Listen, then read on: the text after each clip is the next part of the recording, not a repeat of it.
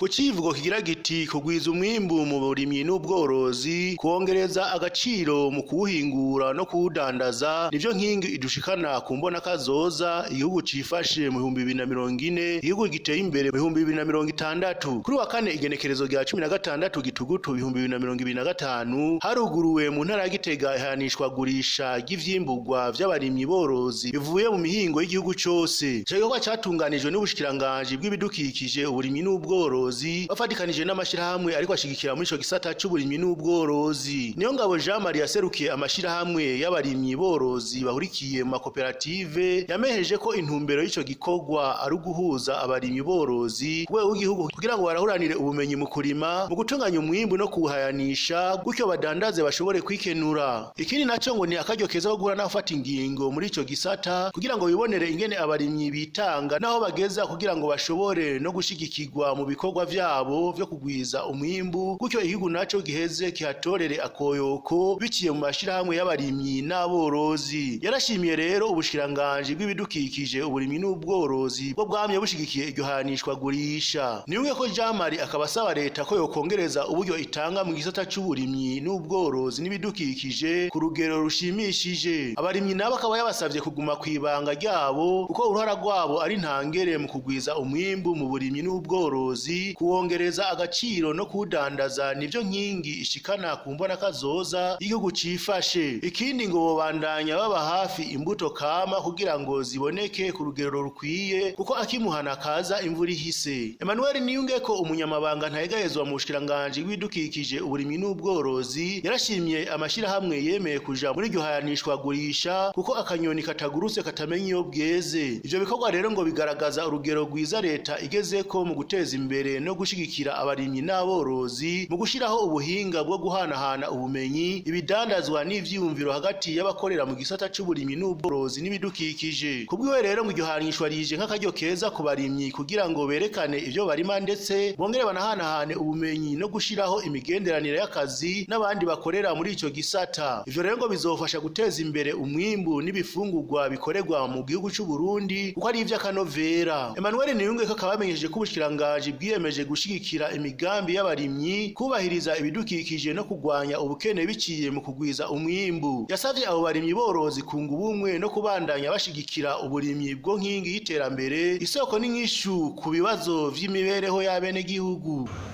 Ubushikiranganji bwiyemeje kuzobandanya gushigikira imigambi y'abarimyi, guteza imbere umurimyi, kubahiriza ibidukikije no kugwanya ubukene biciye mu kugwiza umwimbu.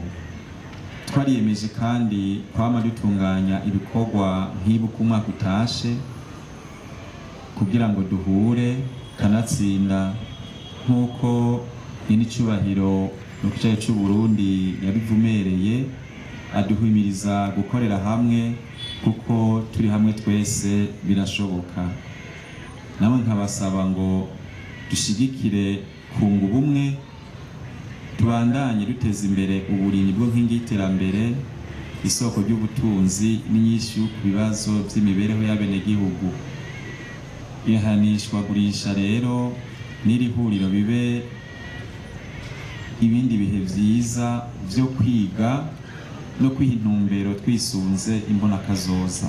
Abitabiriye iryo hanishwa gurishwa nabo akabizeye yuko muri iyo minsi ibiri rizomara bazoronka ababashorera kuko babigurisha ku giciro gito ugeranije n'ico mu masoko abantu basanzwe basumiramwo. Bakaba bahamagarira n'abarundi muri rusangi kwitaho kugura ivyahinguriwe mu gihugu c'u Burundi.